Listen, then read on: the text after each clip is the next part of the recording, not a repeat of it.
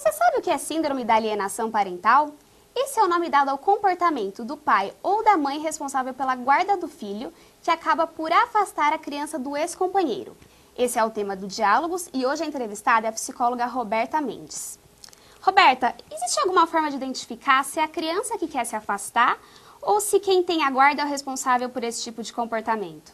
Olha, na minha visão como psicóloga clínica e também como mãe, eu acho que uma criança nunca quer se afastar nem de pai, nem de mãe.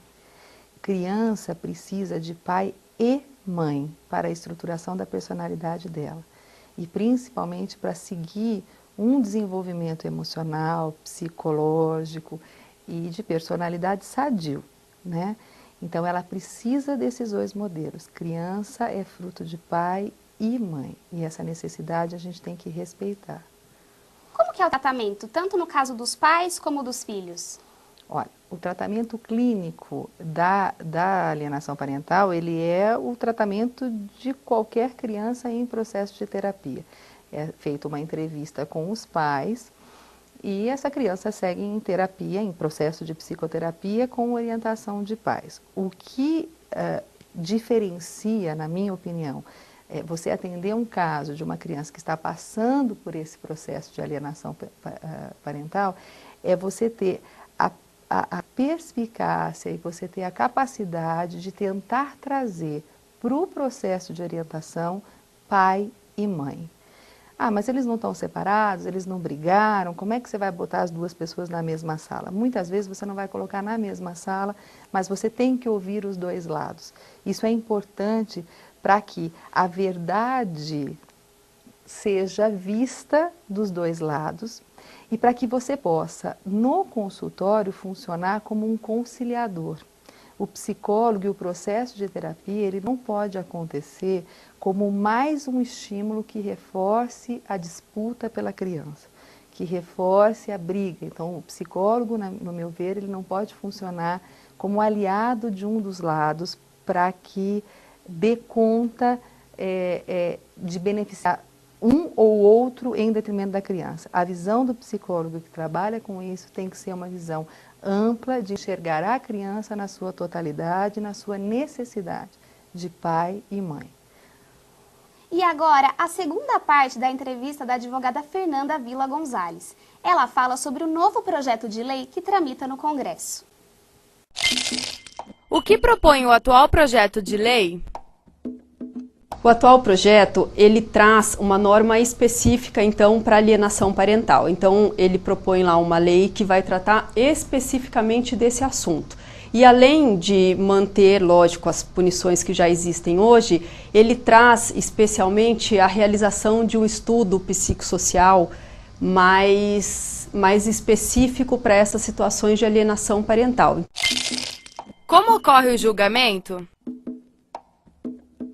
Uma vez hoje inexistente o projeto, não existe nada que diga assim, o alienante pode vir até a perder a guarda da criança. Muito embora isso não existe, o juiz tem sim o poder para fazer isso com a legislação que nós temos hoje. A partir do momento que o projeto for aprovado, isso fica mais uma vez um pouco mais fácil, porque um dos itens do projeto prevê que em casos extremos, obviamente, que o alienante pode até perder ou pode até sofrer uma inversão da guarda. Quais são as consequências que uma criança pode apresentar por ter sofrido alienação parental? A criança, enquanto criança, ela vai apresentar sintomas de ansiedade generalizada, muitas vezes um temor, um medo do pai ou da mãe, dependendo da forma com que o guardião coloca isso para ela. Isso pode se estender a dificuldades sociais e dificuldades na aprendizagem. Cada caso é um caso.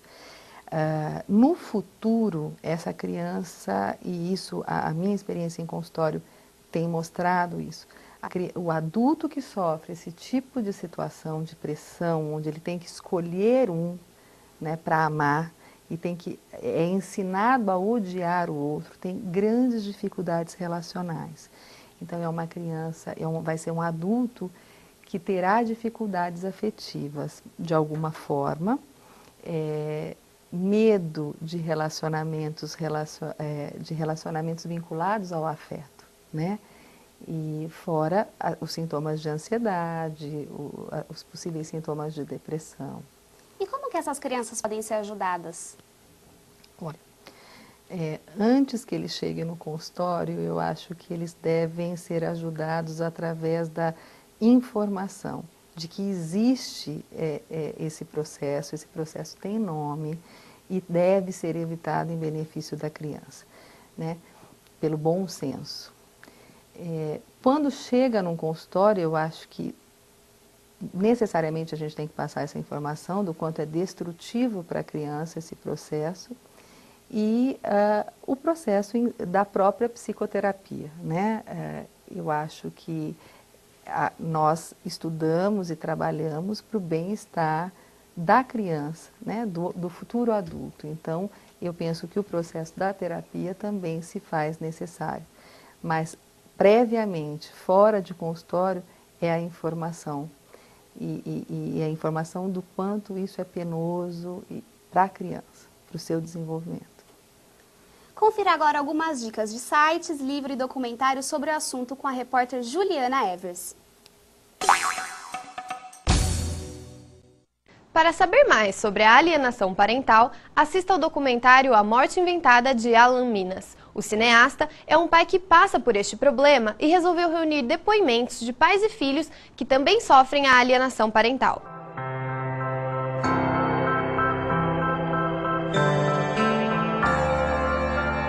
Ele só se falava mal dele ao ponto de não falar nem o nome, então eu não sabia o nome do meu pai. A gente não tinha fotos, a gente não tinha nada.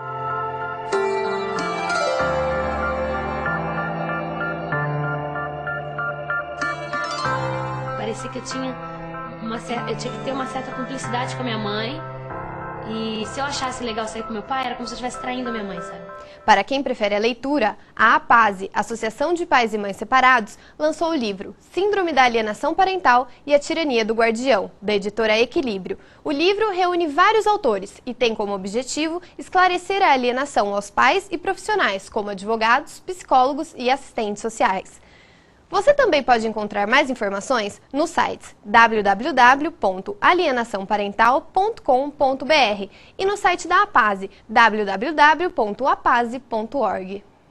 Você já atendeu casos de pessoas que só depois de assistir um documentário se identificaram com a alienação? Olha, eu não sei se só depois do documentário, mas eu acredito que o documentário ele ilustrou de uma forma muito clara e muito tocante algumas famílias que eu atendo, né? E eu consigo te relatar 2 casos, um de uma criança que a mãe conseguiu buscar pelo pai, né? E dizer, olha, a gente precisa conversar, nós temos 2 filhos e como é que nós vamos fazer, né?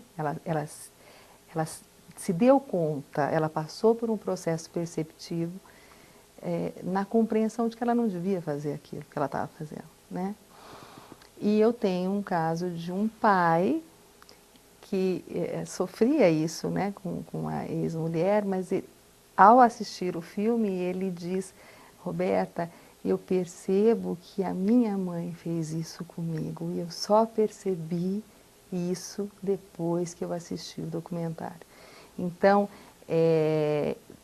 talvez ele tivesse sintomas ou na história de vida dele percepções, mas o filme registra de uma forma muito tocante e ele percebeu que por ser filho de pais separados, o processo não tinha começado na separação dele, e sim na separação dos pais.